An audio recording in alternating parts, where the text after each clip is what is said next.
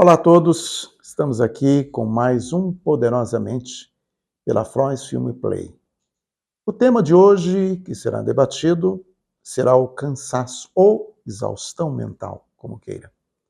E convidamos aqui a psicóloga Maricele Bernini para falar deste tema. Exaustão ou cansaço mental. Grande número de pessoas vivem essa situação. E eu acho que nós também estamos incluídos. Sim. Tudo bem? Tudo bem, Antônio? E Tudo você? Bem, graças a Deus. Fale um pouquinho da exaustão mental. Então, Antônio, qual será que é o limite, do ser humano?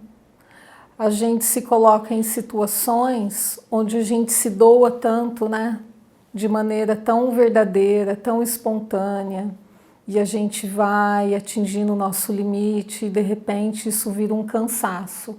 Não só um cansaço físico, mas um cansaço mental também. Se diz aí que praticamente, que está incluído aí a ansiedade, 40% da população tem este problema de ansiedade dentro da exaustão. Como também, hoje, 60% da população tem a chamada fadiga pandêmica, um desgaste. Nós vivemos aí Covid, estamos aí agora com a dengue, né? Quem contraiu sofre, quem ainda não contraiu com medo terrível, né? Quer dizer, todos nós, de uma certa forma, estamos sujeitos, né? Inclusive o cansaço, ou a fadiga mental, ela está associado com os nossos esforços, com o grau de expectativa que a gente coloca, nos nossos planos, nas nossas idealizações. E quando a gente começa, a ir adiante nos nossos planos, e mesmo que os planos deem certo, aí fica uma coisa assim meio dúbia, porque a gente se doa tanto, mas a gente é humano e a gente começa a cansar. E aí que vem, a ansiedade. Será que eu vou dar conta? Será que eu vou manter o padrão dessa excelência? Será que eu consigo manter o nível do que eu estou fazendo? E isso, Antônio, é um pouco perigoso porque vira um cansaço mental. 40% tem esse. A ansiedade, ela não está associada só com as coisas que eu quero alcançar no futuro, mas ela está associada também com o que eu penso de mim mesma para que eu dê conta de alcançar esses objetivos, porque nem sempre depende das circunstâncias, às vezes depende desse esforço que eu preciso manter. Então aí vem, a ansiedade. Isso que você falou dessa fadiga pandêmica. Desse mal-estar, que a gente, acredito que a maioria das pessoas estão sentindo pós-pandemia. Não, está vivendo outra agora, né? Mas começou na pandemia, porque você se lembra que a gente tinha medo de contrair o coronavírus, mas a gente também tinha medo de contrair e contaminar alguém. Vai que essa pessoa morre porque eu contaminei, Então isso gerou na gente um esforço muito grande em não poder manter alguns planos a longo prazo, porque a gente não sabia quando essa pandemia ia acabar, quantas coisas se interromperam na pandemia. Quantos sonhos não puderam ir adiante, se realizar? E aí que vem, gerou essa ansiedade toda. Nós estamos vivendo agora também a questão da dengue. Sim. Quantas vítimas fatais? Sim. E quantas pessoas estão sofrendo, uns mais, outros menos, porque cada corpo, cada organismo tem uma reação diferente. Mas e o medo de contrair também? E depender dos outros, Porque eu tenho que fazer a minha parte, mas eu tenho que contar também que o outro faça parte dele para que o problema... Um depende do outro. Um depende do outro. Isso causa 60% da população, segundo o levantamento aqui, está vivendo este momento. Antônio, isso hoje, agora. Pensa assim, para a gente manter um celular funcionando de maneira correta, Quando a bateria está acabando, a gente vai lá e conecta o carregador. Aí a bateria vai lá no 100% de novo, né? Mas quando o ser humano ele começa a ter fontes de preocupação,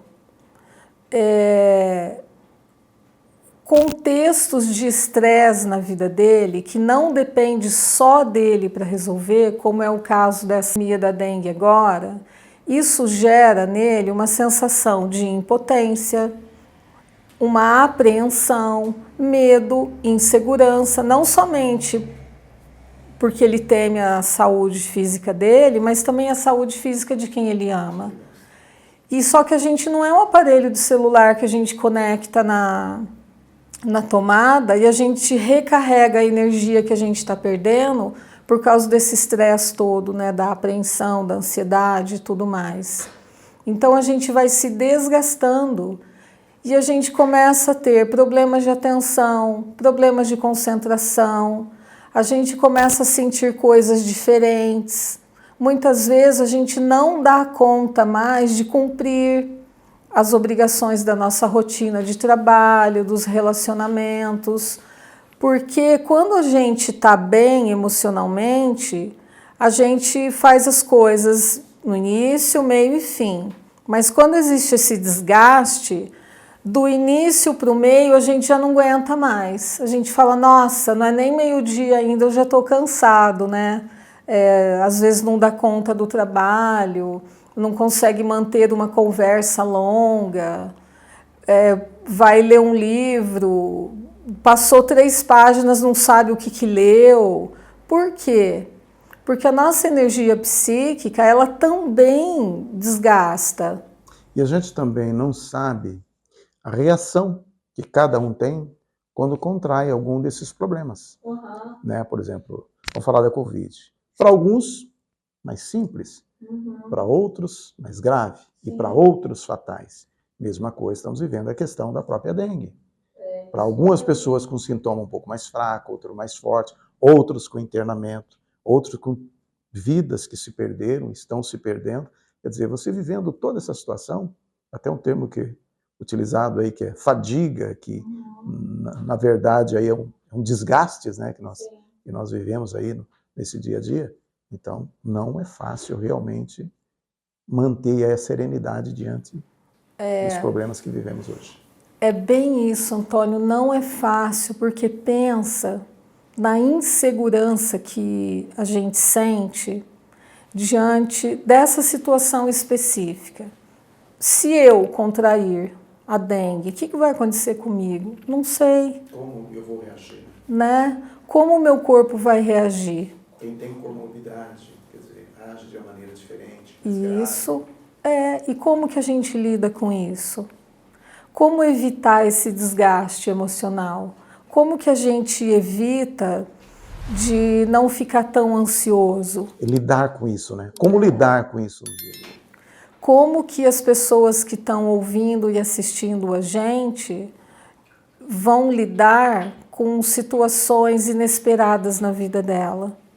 Eu sempre digo que os imprevistos e o sofrimento fazem parte da vida e que é de fundamental importância a gente saber que a maneira como a gente reage é muito mais importante que o que acontece. Então, Antônio, não tem como a gente se preparar para o inesperado, porque, como o próprio nome diz, é inesperado. Mas aí, Maricele, vamos colocar o seguinte, é difícil também a gente se conhecer, né, para saber qual vai ser a reação. É a mesma coisa de quem perde um ente querido. Tem vários tipos de reação. Né? Uns entram em desespero, outros um pouco mais comedido, mesmo sofrendo, encara com maneiras diferentes. Agora, é só quando quem vive ali naquele momento é que vai realmente saber, olha, não é fácil, mas viver nos dias de hoje, e que a gente vê os diversos temas que a gente coloca aqui no Poderosamente, que nós temos que conviver com isso. Agora, como lidar com isso? É ter a consciência, a serenidade, é saber que, como dizer assim, os baques da vida virão Sim, mais cedo ou mais sim. tarde? Antônio, o mais importante de tudo é a gente saber o seguinte: na vida de cada um, na minha, na sua, de todas as pessoas que estão acompanhando a gente aqui, infortúnios virão. Isso é regra. Não existe uma pessoa que não sofre. Mas o X da questão é como eu vou escolher vivenciar esse sofrimento. Porque não tem como... Fugindo ou enfrentando? Pois é, não tem como eu impedir que situações cheguem na minha vida que vão me causar sofrimento. Não tem como. Isso vai acontecer comigo, isso já aconteceu comigo, isso já aconteceu com você e vai acontecer. O mais importante de tudo é a gente pensar que a maneira como a gente vai reagir é que determina como o grau de sofrimento que eu vou ter ao lidar com tudo isso. Por quê?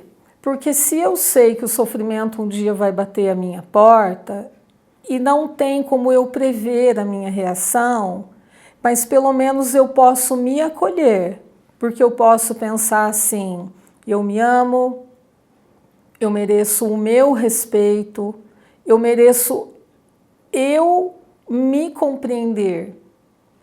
E isso diminui o meu grau de sofrimento porque eu me acolho. Seria eu procurar me conhecer melhor? Também, Antônio, mas eu digo assim, quando uma pessoa em sofrimento vem me procurar, eu não acolho a pessoa, eu não desloco o meu afeto para ela, eu não demonstro para ela: olha, você não está sozinha, do que você precisa?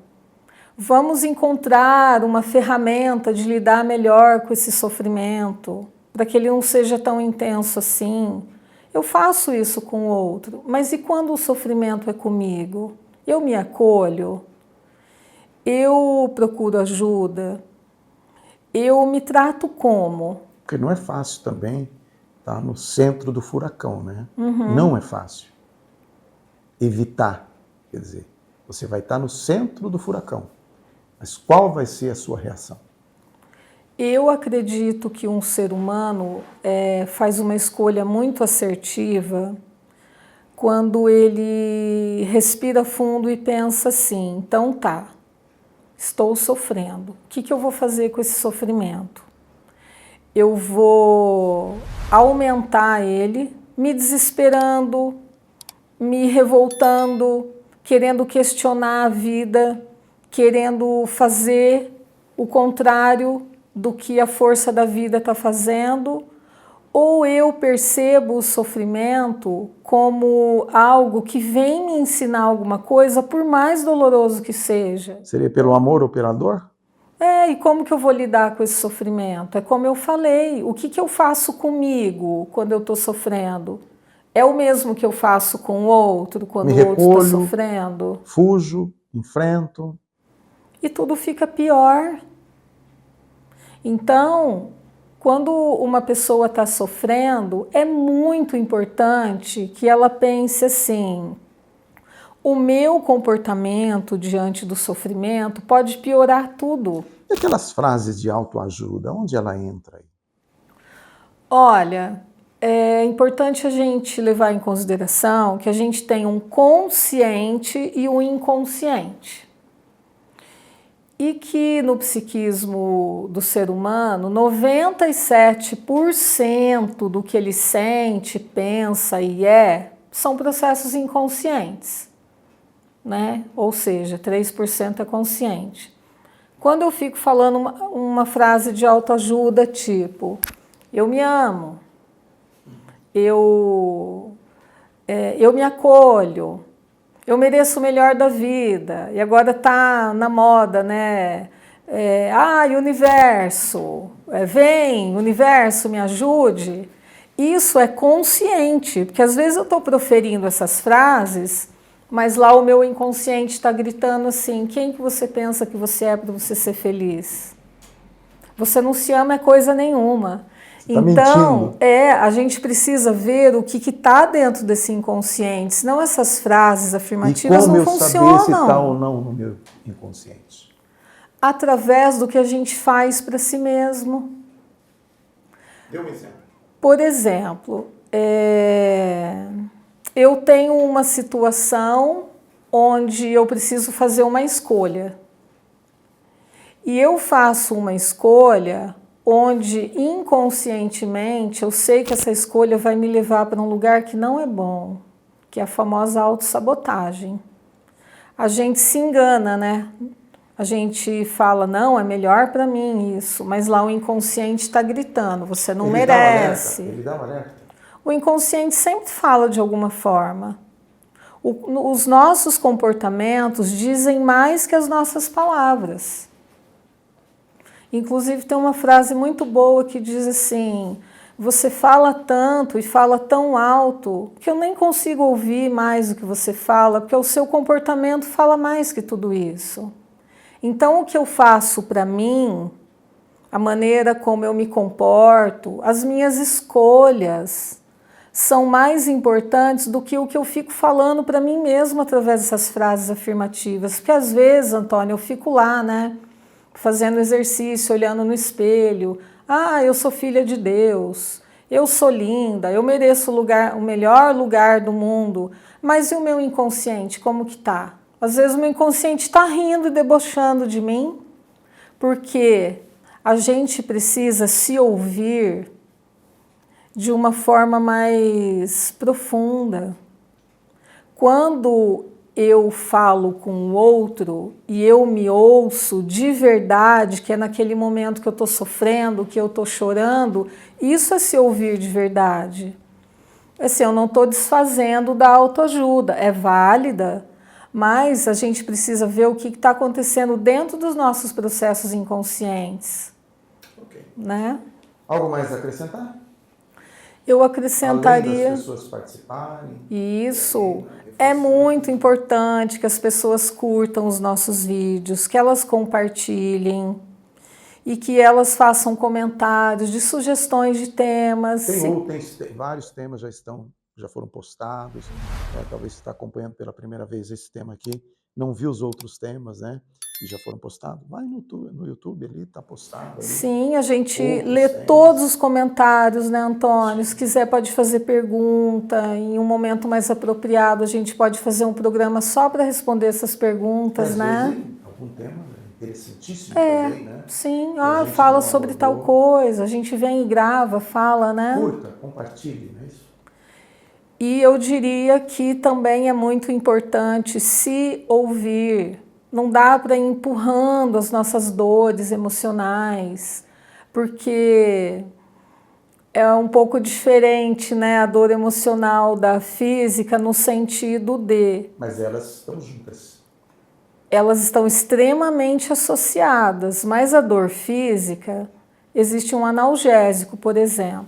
E a dor emocional, quanto mais você corre dela, mais velocidade ela tem e ela fica te esperando na próxima esquina. Então não dá para fugir. Ok. Obrigado a você. Obrigada, Antônio. Gente, obrigado aí pela companhia de todos vocês aqui no canal Frois Filme Play, do Poderosamente, com o tema de hoje, cansaço mental ou exaustão mental. No próximo programa, um novo tema. Participe, compartilhe, dê uma chegadinha até o nosso canal. Tem outras postagens ali que já foram feitas. Até o próximo.